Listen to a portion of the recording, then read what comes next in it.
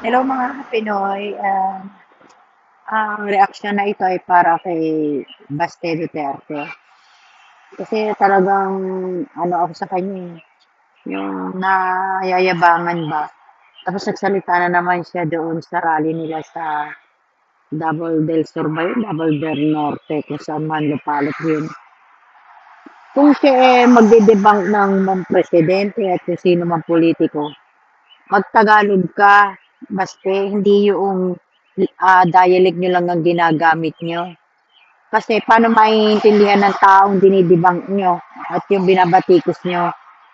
Lumapang kayo ng patas. Yan ba ang mayor?